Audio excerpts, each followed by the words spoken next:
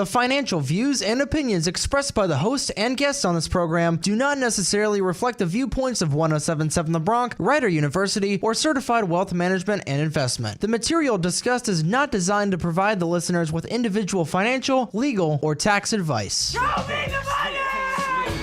Where's my money, man? Here comes the money! Here we go. It's time to grow your bank as 1077 The Bronx presents Master Your Finances with Kurtis Baker, a certified financial planner professional with certified wealth management and investment. Kurt and his team of financial guests will help you turn those singles into seas of green and plan your financial future accordingly. Now here's your money managing host for the hour, Kurtis Baker.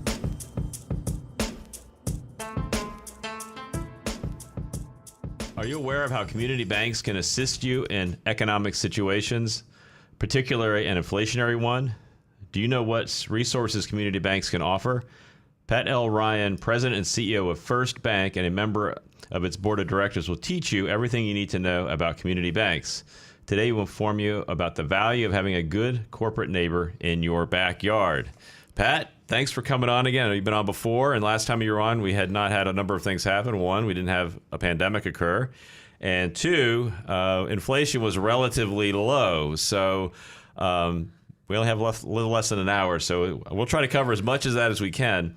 But I guess the one that dealing with small business owners all the time, how have you seen that kind of affected, and how did the community banking industry, how did you guys respond to the small business owner when all this started to happen and so forth? You want to tell us that story a little bit? Yeah, sure. Happy to, Kurt. And thanks for having me back. You're right. It is a different time for sure than when I was here in the past. There's a lot going on right now, and I think there's a lot of anxiety. You know, the anxiety that existed for all of us during COVID and the health concerns has sort of shifted to financial security anxiety related to, where are interest rates headed, what's happening with the economy. And I think now more than ever, it's important to be close to your financial advisors. Certainly your community bankers should be on that short list of financial advisors. And there's a lot that people can and should be thinking about right now with rates moving up. We've got an inverted yield curve. We've got GDP that's been negative for 2 quarters in a row. There's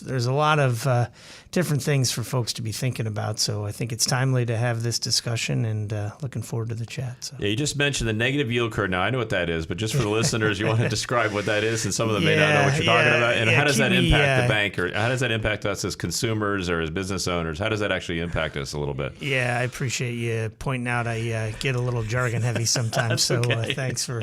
But we all do that. It's all good. The terminology negative yield curve really just looks at what the interest rates are like on a short-term basis compared to on a long-term basis. So, for example, the most liquid, the most actively traded market is U.S. Treasuries. And so you can look at what your yield would be on a 2-year U.S. Treasury compared to, say, a 10-year U.S. Treasury. And then most times the interest rate you would earn if you lent money to the government for 10 years would be higher than if you did it for 2 years. But right now, given what the Federal Reserve has been doing with their federal funds, which is the overnight rate, what you see is the yield on a 10-year U.S. Treasury is actually a fair bit lower than a 2-year U.S. Treasury, which means if you were going to buy Treasuries, you would actually earn less money if you were doing it, lending it out over 10 years versus 2 years. And that usually is a signal of potential economic slowdown, because if you think about it, why would somebody take a lower yield over a longer time period? The only reason would be if they think rates are ultimately coming down again. Right. They may be better off over the 10 years locking in a rate of, say, 270 versus getting 3% on a 2-year, because you could get 3% for 2 years, but then if rates come back down, you might get a lot less than that for the remaining 8 years. So that's interesting. So now that we've had a little bit of a shift here, so we're coming out of the pandemic, so business owners now, unfortunately, some of them are gone, but others are doing well, and some in the middle, like not sure what to do. And on top of that, the rates are going up. So how are you seeing kind of that dynamic occur for the different segments of the business ownership, and the fact that rates are starting to go up and went up pretty significantly in a short period of time? How's that affecting the business community and the banking community? Yeah, it's interesting because right now what's happening with interest rates is largely driven by what's happening with inflation. As most folks know, the inflation readings have been very high over the last several months and several quarters, and that's been pushing the Federal Reserve to move up the short-term interest rates. So inflation by itself can be bad for businesses to the extent that it increases your input costs. So depending on your type of business, your main components of your costs may be going up because of inflation, which can be a challenge. Now, part of the reason that the Federal Reserve is raising rates and inflation is moving higher is because most businesses are passing those increases on to their customers. And so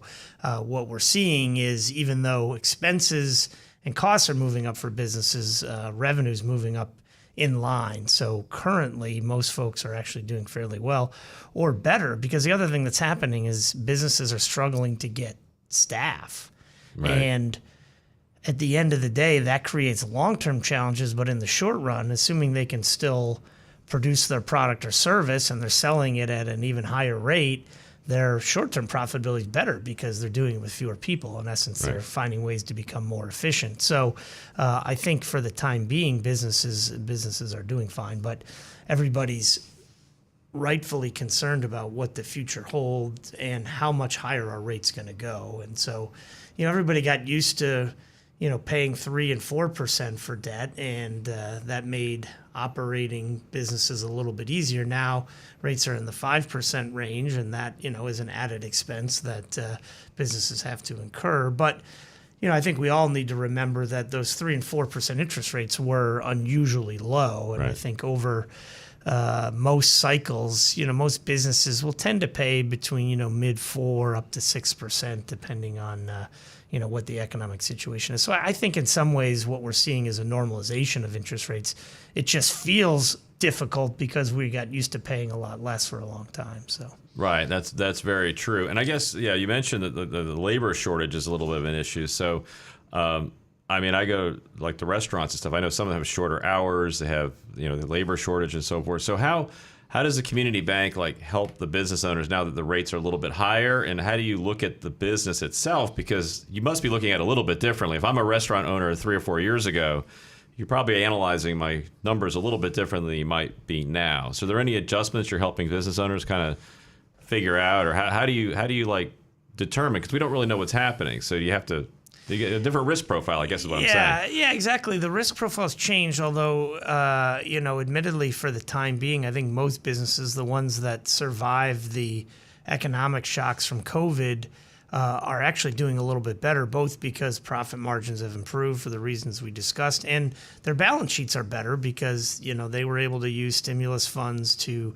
pay down debt and do other things. So in general, I think businesses have less leverage, which makes them stronger in terms of their ability to withstand the uncertainty. So it's an ironic situation because I think a lot of businesses are doing better than they have in a long time. Their financial position based on their balance sheet is stronger than it's ever been, yet there's enough storm clouds out there that, people, despite looking good on paper, are actually feeling quite nervous. And the important thing to do with your banker is just to think through the scenarios, right? Do some stress testing, run some numbers, right? Most businesses will take a look at, here's what I think I'm going to do next year or over the next couple of years, but run a couple different scenarios, right? What does it look like if rates really move higher? What does it look like if demand starts to moderate or come back down? What does it look like if, all of a sudden you lose a key contract or a key customer? And those are the kind of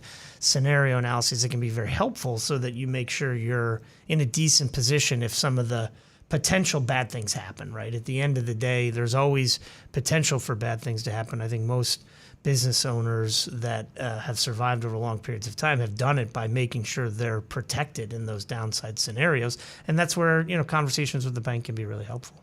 Yeah, I think if anything, we've learned how to adjust and how to pivot during the COVID, the shutdown, because literally some of them had to close for quite a while.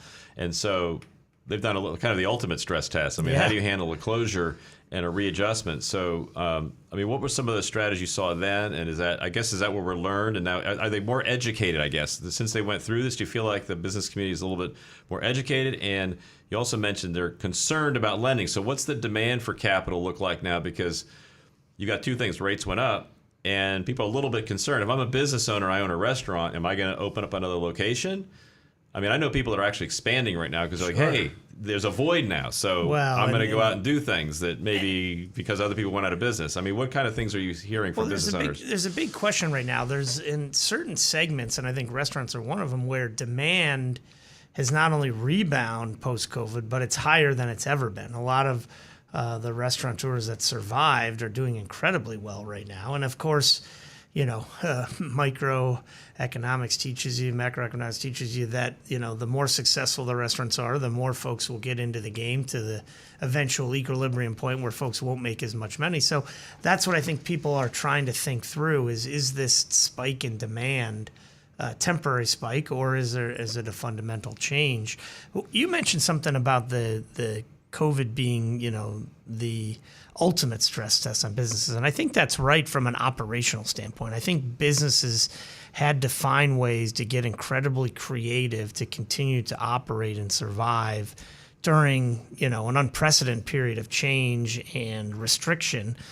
The financial stress test is a little bit different because a lot of businesses ultimately through PPP, interest rates, remember, got lowered significantly. A lot of businesses were able to go on a moratorium, not have to pay the banks for a while. And so ultimately, the resiliency that we saw from the business community on the operational side was unbelievable. I think better than any of us could have hoped for. The practical reality is based on the government programs and stimulus. Certain segments were very hard hit, but others didn't have the financial stress that maybe we thought they would. And I think for them, some of those folks, the scenario modeling we discussed is really more about how do I handle the financial risk versus the operational risk. And I think that's, those are the conversations folks should be having with their banks right now. Awesome. We're going to take a quick break. You're listening to Master Your Finances. This is Master Your Finances with Kurt Baker, Certified Financial Planner Professional. Learn about tax efficiency, liability, owning, managing, and saving your money, and more from Kurt and his experienced panel of guests. Master Your Finances is underwritten in part by Certified Wealth Management and Investment and Rider University. Rider University offers flexible education for adult learners. For more information, it's rider.edu/nextstep. Welcome back. You're listening to Master Your Finance. I'm here with Pat Ryan of First Bank. And we've got some changes in the economy. We learned a lot from the pandemic. Let's go through some of the specific things that happened then. I know you mentioned the PPP, and you also mentioned the moratorium. So I guess we'll start off with the PPP, because I know that you guys were kind of out in front of this and really helped a lot of people locally. So how did that process go? I mean, we never had this program ever before. I remember trying to go in and figure out, what is this thing? And who qualifies and how do you do this? So kind of walk us through how that all occurred when this program first rolled out, and then what happened. Yeah, sure. It's interesting because PPP became ultimately this fundamental case study, and I think the value of community banking, because what you ultimately saw was it was the community banks, perhaps because they were a bit smaller, a little more nimble, a little more flexible, ourselves included, were able to put together programs very, very quickly. And ultimately, most folks who qualified got the money. So it wasn't about necessarily getting money to people, because a lot of folks were able to ultimately get it. But that anxiety that existed in the early stages, I think the community bank industry really did a good job of, going back to basics, right? I remember we pulled our team together. We read all the regulations about the program. We, called consultants to figure out how we're going to do this. And at the beginning, the only way to do it was the old-fashioned way: paper forms, filling things out, going out and sitting down and figuring out what information we needed, and getting it sent in. And the process at the beginning was very, very manual. And I think the community banks, because they haven't always been relying on technology, maybe to a fault, we're able to quickly get up to speed and put something together. And the nice part about those manual processes we created is it kept everybody informed, right? Everybody that applied for a PPP loan through First Bank had a dedicated relationship manager they could call and say, where are we in the application process? What information do you still need? Where are we with the SBA? Because we had direct portals set up with the SBA, and we could get information back from them quickly. So, that process was was critical. Listen, a lot of businesses ultimately that applied turned out they didn't need it. Thankfully, they didn't need it. But that initial influx of cash to reduce the anxiety was so critical. And you mentioned the moratorium, because the other thing that happened around the same time was the regulators basically came out and said to the banks, hey, it's okay, work with your customers. It's okay if they don't pay for 60 days, 90 days, 180 days. And as community bankers, we're always biased towards working with our customers if there's an issue and if they need some help. The problem is the regulatory structure doesn't usually allow for that. There, unfortunately, tends to be a lot of criticism from the regulatory side if they feel like you're not doing what you should to get rid of these loans that aren't performing. And to give us the flexibility to, without fear of retribution, work with our customers, give them those moratoriums was critical. And the process worked very well. We got the money out the door quickly through PPP. Folks didn't need to pay for 3 or 6 months, which gave them some breathing room. And, the vast majority of folks after that initial 3 or 6 month period was over, came back to paying as agreed, based on the return of things going okay in their business. So it was amazing, despite there's going to be a lot of people coming out saying, oh, there was fraud in PPP and, we could have done things differently, in hindsight, which is all fine and good. But if you really think back to the unprecedented nature of what we all went through, I think collectively the business community, the regulatory community deserves high marks for making sure a really bad situation didn't become a catastrophe. Yeah, that's interesting. So, so when somebody I know when people defer the loan, right? So they have to, like, let's say I'm not paying a loan for 6 months. What happened? Am I still owed the interest and all that? Is it recapitalized? Do you remember how that worked? Because it was like, I think you still had to ultimately pay it, right? Yeah, I mean, ultimately the structure was a forbearance, not a forgiveness. So. Right. Depending on what the customer wanted, right after 6 months, they could either choose to pay a little more each month if they wanted to catch up gradually over time, or a lot of folks, what they did was, if you had a 5-year loan, right, maybe you had 3 years left on the loan, whatever the amount of unpaid principal and interest just got tacked onto the end. Right. And then at maturity, the amount owed would include that, and then that could be refinanced or paid off depending on what the borrower wanted to do. So it gave you a lot of flexibility. So the other thing is, now you're a bank, so you're a critical service. So how did you actually operate? Because we went one day from everybody going to work, next day nobody's going to work. Now you still have an institution to run. So how did that process occur, and how did you guys handle that just from an operational standpoint, the shift? Yeah, operationally, there's 2 key components. There's the back office and then there's the branches. Obviously, the branches all got closed. Everything got closed right away. Our IT team did an amazing job of setting up the back office to work remotely through VPN and through other tools. So, we really weren't down for very long. Now, obviously, people weren't working in the office the way they had been, but, within a matter of days, folks were set up to work remotely. And depending on your position, you could do, 90+% of what you used to do in the office at home, which allowed us to be effective with PPP and many other things. Now, a lot of the branches had to close for a period of time. Thankfully, through online banking and telephone banking and other things, folks could still move money around and get access to cash through the ATMs. And then, for a while, we went to banking by appointment. So we had the branch team together in a little bit of a cluster, and folks could come into the branch if they had an appointment, and, we wanted to make sure that we knew who was coming in, and we were doing, keeping the number of people in the branches down. But, listen, we evolved and adapted the same way everybody else had to, which is figuring out what the customer needs and figure out a way to get it to them. And thankfully, the technology allowed the remote work, because that was the biggest piece. So now that you've gone through this process where we were wide open, we're closed, and now we're open again, did you learn anything from those adjustments that you made that might be sticking around, so to speak, that you're still using any of that now? Or are you back to just basically the way you operated before, and as far as the way the employees gather and all that? Any changes that kind of stuck? Yeah, right now we're still operating in a fairly flexible environment. Most departments are managing based on what the department needs. So we don't have universal rules about who needs to be in when and where.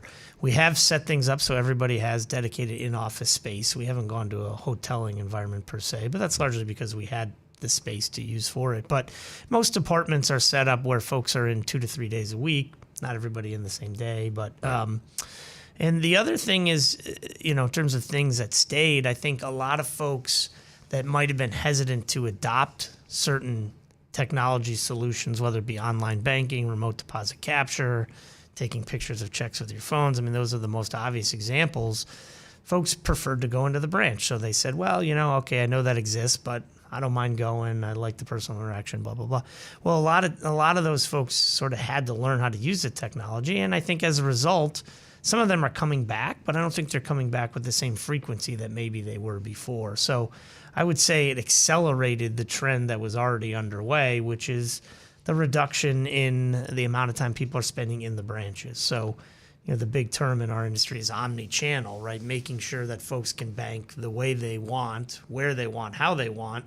And that still includes the branch. But if you think about the old model, the branch was 90% of what people thought about when they thought of banking. Now it's, less than 50% in terms of how they utilize the resources. So now that we kind of forced everybody to learn how to use this technology, I know, as an example, I mean, I never used things like Zoom prior to the pandemic. Right. I was like, you got to get on Zoom. I'm like, what? I don't know, what is that? Right. I knew other platforms, but I wasn't for that. So now that we've been trained, so it's almost like we trained the public kind of by force almost, not that we wanted to do that, but now that they know how to do it, they're more comfortable with working with these other channels. So, so have you seen any, how have your customers responded to that now that like, hey, I know how to use this. Do they enjoy the process better? Is it more efficient? Is it, does that? Yeah, listen, I think for some folks, there's an efficiency for sure, right? Somebody that came into the branch that didn't need to now has some extra time perhaps. But, it depends on the segment of the customer base, right? We have certain customers who, maybe are retired. So for them to, come into the branch and catch up with their banker, that was part of their routine and their ritual. And I think for a lot of them, getting back into the branch and reconnecting personally is important. And, there's other, business folks that, maybe had somebody from the office who would run out and make deposits and do other things. And those people probably are doing that less than they used to. But, it's a continuation of, utilizing technology, but also trying to strike the right balance. And as you and I've talked about in the past, I mean, First Bank, community banks are relationship-driven organizations. So we're not trying to eliminate the personal interaction, but at the same time, we got to meet the customers where they want to be met. So. Yeah, that's kind of the optimal thing. I know that's what we learned in our industry. Obviously, it's a person-to-person business, so people want to meet each other.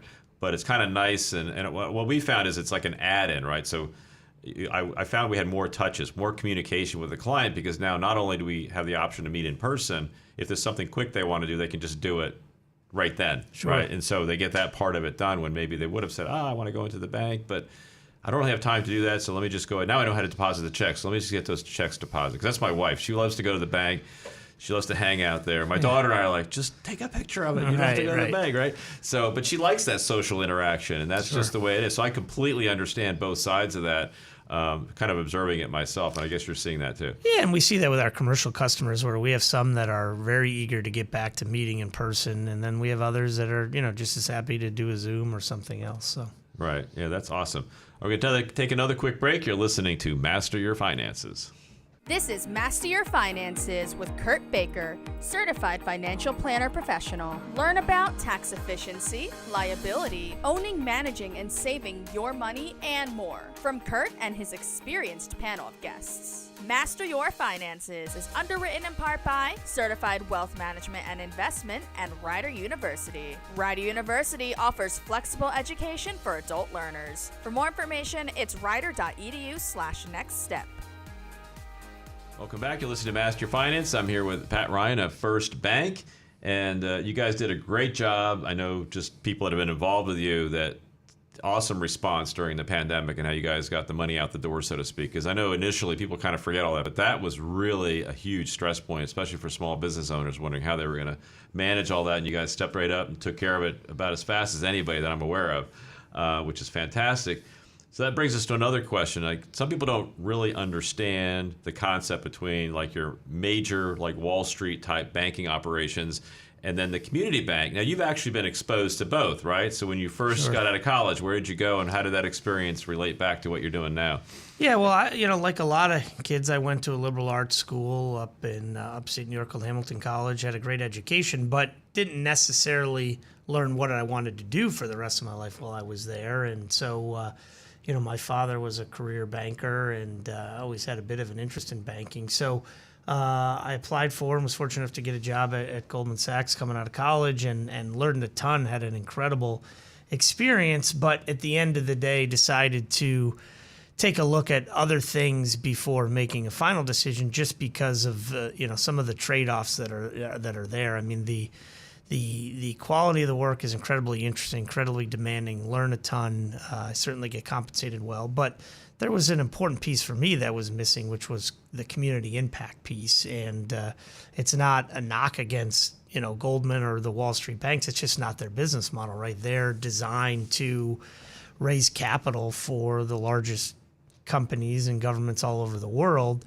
But at the end of the day, for me, I was looking for something where I could feel like I could make a personal difference in the community where I lived. And having seen the example of community banking through my dad and his career, I noticed that was perhaps the best combination of, challenging environment, opportunity to do well personally, but at the same time, really know that the work I was doing was having an impact on the community, which is really interesting because when you think back to PPP, we had our staff working around the clock to try to find ways to get these PPP loans at the door.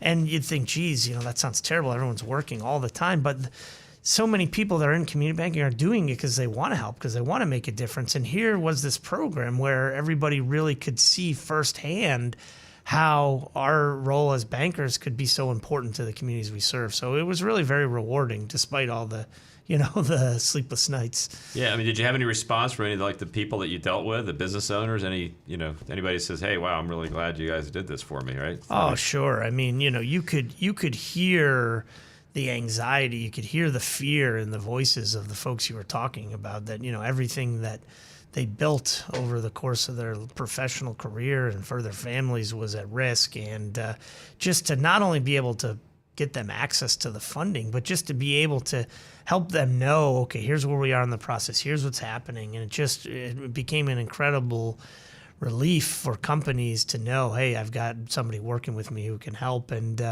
it was really tremendously rewarding. And I think our team, despite the long hours, really, it was a reminder of why we all got into community banking in the first it's more place. than just the money, right? It's that relationship and that impact that you're having on them, right? Well, listen, everybody wants to do well professionally, Right. personally, and for their family, but at the end of the day, money's not the primary motivator for everybody. And finding an opportunity where you can make a big impact, that's, to me, the value of community banking. So how does it actually impact? I know community banking is different than like Wall Street banking as far as how it impacts like the local community. So how do you guys impact them versus like a larger institution? Yeah, I think the simplest thing is just in the products and services that we offer, right? So a community bank, the simplest definition is not just that it's smaller than the Wall Street banks, but we tend to focus on the more traditional banking products that most folks think of, right? We take deposits, and then we use those funds to lend it back out in the community. And so those are two valuable services: protecting the hard-earned cash from the local citizens and the businesses, and then making sure that money gets reinvested in the community for the growth and the economic development of the area. And we do it all very locally, right? So the Wall Street banks are dealing with the largest corporations doing business all over the world. That's great that they do that, but it's not always stuff you can see and touch and feel. Whereas, you lend somebody money to start a new restaurant, you can go to that restaurant and eat there and see how they're having an impact on the area where they serve, or helping local nonprofits, buy a facility to expand their presence. I mean, there's so many ways that the lending projects we work on, we can see and feel and touch and have a real, sense of pride in what we do. And that brings us to another one. So what, give us an example, like I guess you just did, of impact investing, right? Yeah. That's what community banks do. They do impact investing. So what does that mean exactly? Yeah, well, that term has a lot of different meanings depending on the context. But, to me, I think about impact investing. Obviously, we have capital, we have money to lend back into the community.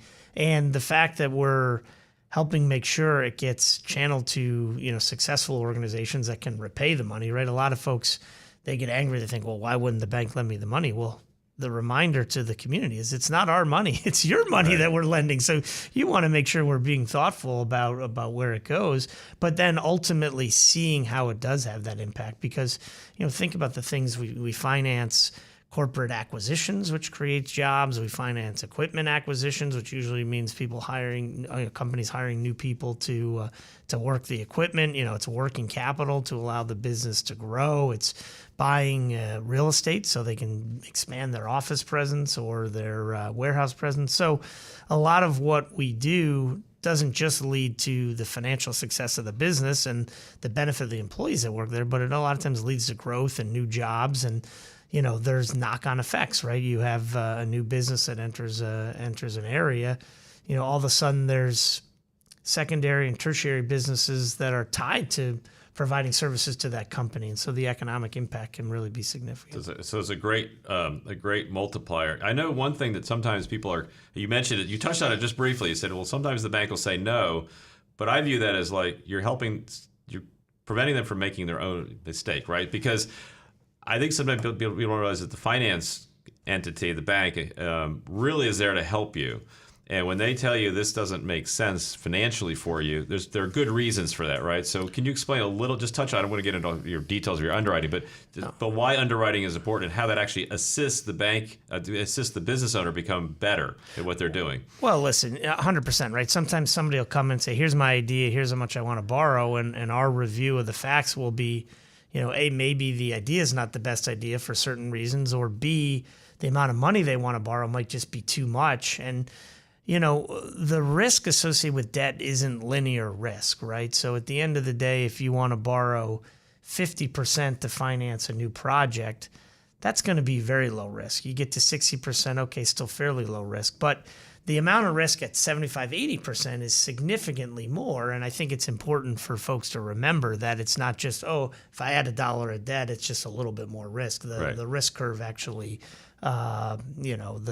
the shape of that curve goes up significantly. So that's something that's helpful to remind folks. And the other piece is some folks think, I need money, the bank has money, let me go to the bank, they'll give me the money. Okay, well, that's true to a degree, but you really got to remember the capital structure of business, which is to say that there's lots of different ways that different capital sources fit in. And so there's a need for equity. Sometimes folks want to borrow money because they don't want to bring in a partner, but because of the risk profile of the venture, they need equity financing, not debt financing. And so those are the conversations we have. A lot of times it's, hey, we like the idea, but you can't pay for this all with bank debt. You need some equity. You might need some bank debt. You might need some mezzanine capital. I mean, there's different types of capital based on what you're trying to accomplish. So a lot of times it's not a binary yes, no. It's as presented, no, but here's our thoughts around how we think this could work.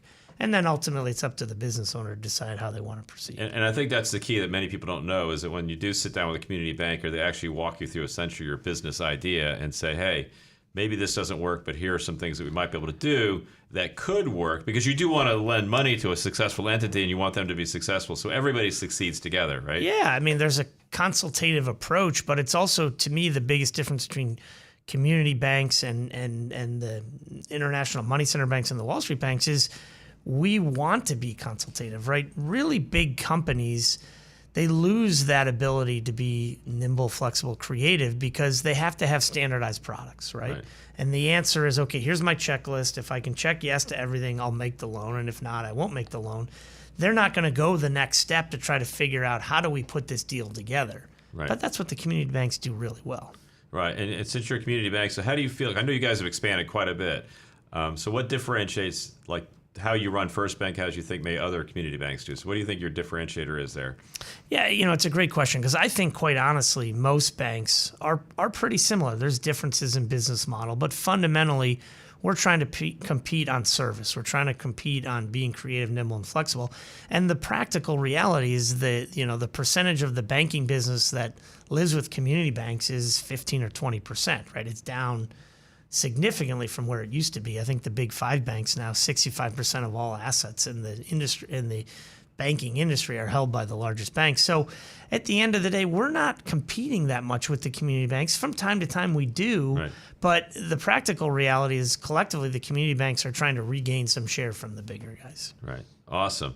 All right, we're going to take another quick break. You're listening to Master Your Finances. This is Master Your Finances with Kurt Baker, Certified Financial Planner Professional. Learn about tax efficiency, liability, owning, managing, and saving your money, and more from Kurt and his experienced panel of guests. Master Your Finances is underwritten in part by Certified Wealth Management and Investment and Rider University. Rider University offers flexible education for adult learners. For more information, it's rider.edu/nextstep. Welcome back. You're listening to Master Your Finance. I'm here with Pat Ryan of First Bank. And you just did a great job. I mean, you had the opportunity to work on Wall Street, which you did for a little while. You figured you wanted to be more community connected. Your dad was in banking, community banking, and so you kind of stepped in his footsteps. But you've done quite a bit. I know that you guys have grown the community bank, and your culture is awesome. And you did a great job during the PPP, the pandemic, and getting that out, the moratoriums that people had to endure, and helping out the different business owners. And you assist with people to really kind of make their businesses better from the lending side, which a lot of times people don't understand that that's really what actually happens when you have a good relationship with a community bank. So all of this leadership you have, which has been amazing. I've been here while you've been doing all this stuff. You were actually honored this past year as Entrepreneur of the Year of 2022 for New Jersey. So what do you attribute that to, and kind of give us some ideas about why you're such a great leader? Well, let me start by saying that the E&Y Award, Entrepreneur of the Year, was a tremendous accomplishment. But you know, folks like to give awards to people, but the practical reality is it's an award for the business, and it's an award for the team. And so, the simple answer is, what did I do to earn the award? I thankfully surrounded myself with really great people who collectively, as a team, have been able to drive a lot of success for the bank over several years. So, you know, there's no there's no I in team, and ultimately, I appreciate that, you know, the organizations choose to recognize me personally. But the practical reality for that is it's a team award. It's based on the success of the business. So it was nice that we collectively got recognized there. As far as overall leadership style, you know, to me, I think the most important things are transparency, right? I think you need to let people know what you're thinking, and you need to follow through on what you say you're going to do. And ultimately, it's making sure you care about the team and finding that right balance between, you know, caring, but, you know, having the ability to make tough decisions, which isn't always easy, right? I mean, a lot of times the hardest part of running any business is the people part of the business. And, Right. You know, there are times where things need to change. Things need to be done differently, and those can be some of the most difficult conversations. But you need to remain focused on the collective team, because if you focus on one or two individuals and what might happen there, I've seen it happen in other organizations where, you know, an inability to make the hard decision in a specific situation leads to problems throughout the organization. So it's about striking the right balance. Yeah, that's incredible. So I think you've got two skill sets that I'd like to get into here a little bit. Is that, one, you do a great job of hiring the right people, and two, you do a great job of realizing when maybe there was an error or as a person's not fitting into the team, and understanding how that can bring down the rest of the team. So you want to maybe give us a little insight about what your process is for finding these great people that you have, and what do you do, and how do you vet them, and how do you kind of cultivate them into your culture? Yeah, I think on the hiring side, there's two things that are critical. One is, you know, hiring for cultural fit. And I don't mean that to say, you know, there's a special brand of Kool-Aid at First Bank, and if you don't drink it, you can't work there. It's more about, what do we think of our culture? We think, you know, we're a culture that's comprised of friendly, smart, hardworking people. And, you know, at the end of the day, if it doesn't feel like there's a fit in terms of that overall culture, then that can be an immediate red flag and a decision not to move forward. But the other thing we try to do is focus a lot on attitude over aptitude. So, you know, finding somebody who knows how to do the job but maybe doesn't have the best attitude and doesn't fit well with the culture, we're more likely to go with somebody who, either worked with us internally. Maybe they haven't done this new job before, but they're incredibly hard worker, they're motivated, they're a nice person, and we want to give that person a chance. And so we hire a lot from within when there's openings. And when we can't find a fit from within, the key criterion is, does this person have the kind of attitude that they're just going to find a way to get it done and be a great team player. And, I think that's worked for us over the years. Yeah, so it sounds like, I hear this from other business owners, like it's not necessarily the resume itself. I mean, that's key of a starting point, but it's more about that personal connection, who the person is, because you can teach them the skill sets, right? Because, banking, everything's different. Everybody's got their own way of doing things. So the other part of that is the tough decision part. I know this is a lot harder to do than it sounds. You go, oh yeah, well, just that person's not working out. So do you have any kind of process you go through yourself where you say, okay, well, here's somebody maybe we can help out and get them back on track a little bit. And then at some point you say, this just isn't working out. So how do you kind of go through that, and what kind of I think the two things we do there, I mean, some folks will say, hey, hire slow, fire fast. The practical reality is firing fast just doesn't feel fair to folks, right? I mean, there are times where you see warning signs, and perhaps it would be more efficient in the long run to just pull the plug quickly, but I don't think that's fair to the individual. But what we do is we hold the managers accountable, right? When we see the warning signs, we say, all right, well, what are we going to do as an organization to try to give this person an opportunity to address the deficiencies, right? Is it training? Is it more oversight? Is it clear goals and objectives? And basically putting a plan together for the individual that's struggling to say, hey, here's where we need to go together. And sometimes the message is delivered and the individual works hard and they get themselves and the organization into a better place. And sometimes it just doesn't work. And the key to ultimately creating that separation is giving somebody the time and the tools to be successful. And then ultimately, if we've done that, I feel like we've done all we can, and sometimes it just doesn't fit. And the thing I try to remind our managers is, if the fit isn't good, it's not good for either side, right? I mean, obviously there's challenges associated with a job termination, but in the long run, the individual is going to be better off in a different profession or at a different company where the fit is better. So when you walk through that whole process of handling your employees, so that helping them out and setting up the structure correctly, assisting when there's a tough time, and knowing when it's not a fit and when it is a fit. Sounds a lot like the way you talk to your business owners. Yeah. Well, I mean, it kind of related a little bit along the same line. Is you got to set up a clear objectives, a plan, make sure everything's clear, follow it, work hard, the right energy to get things done. So this really, to me, your corporate internal culture sounds like it fits a lot with your business community that you're actually working with, the people that you probably have as your own clients. So that kind of flows through in a lot of ways, it sounds like. Listen, I've never thought about it that way, Kurt, but I 100% agree with you. I mean, ultimately, it's about problem solving, right? If somebody walks in with a loan request that just doesn't feel right, one choice could be to say no and move on, but we like to take the approach of, okay, well, what about it isn't quite right? And how do we address that? And how do we try to get to a better position? And I think that's the same that you do with your own team when there's performance issues or, personality challenges or whatever it might be. So yeah, no, that's awesome. So what is your formula for success?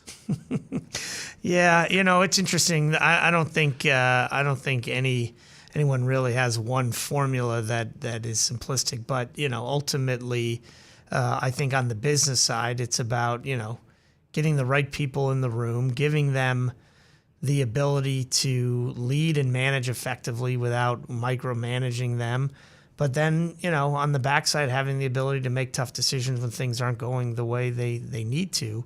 I think that's the formula for success in any business, right? It's about being fair, but it's also about being fair from all the different angles, right? We have primary constituencies. We've got our employees, we've got our customers, we've got our shareholders.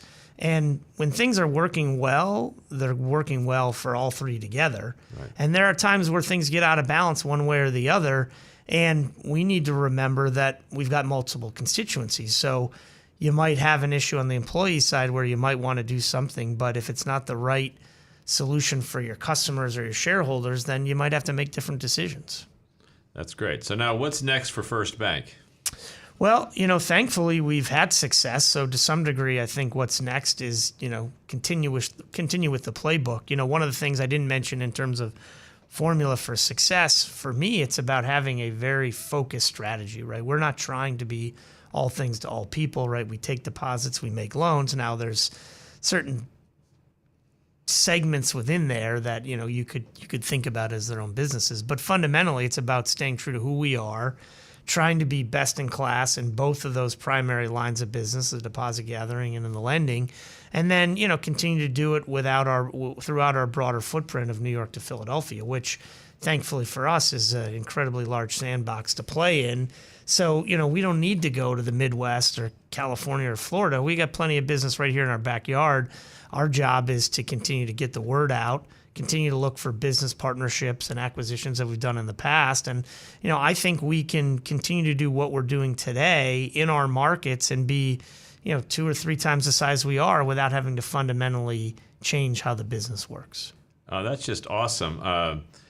It's been great. I mean, I know you could do some acquisitions, but we're running out of time now. But I think it's so it sounds to me when you bring in a new bank, is there a cultural adjustment as well? Like when you do an acquisition, you want to briefly talk about that? Yeah, absolutely. I mean, with bank acquisitions or any business acquisitions, everybody has a culture, whether they intend it to be a certain way or not. A culture emerges, a culture is there, and it's almost always different, right? The bank A, bank B, it doesn't matter who's buying whom. There's differences there, and then the question becomes for the folks that have an open mind to trying to see what the new culture is like. They tend to have success through the integration phase. And one of the things we push really hard on our side is to make sure our folks don't take we have it all figured out, we're right mentality. I mean, these are businesses that have had success in their own right. What can we learn from them? And it's not easy to do, but the goal is to take the best of both and bring them together. Awesome, Pat. Great. I really appreciate you coming on the show again today. You're listening to Master Your Finances. Have a wonderful day. That's all for today's episode of Master Your Finances. Missed Kurt Baker's biggest money managing tip or even a full episode? Head on over to masteryourfinances.us or 1077thebronx.com/masteryourfinances. Look for Master Your Finances on Anchor, Spotify, or anywhere you get your podcasts. We'll see you next time, only on 1077 The Bronx.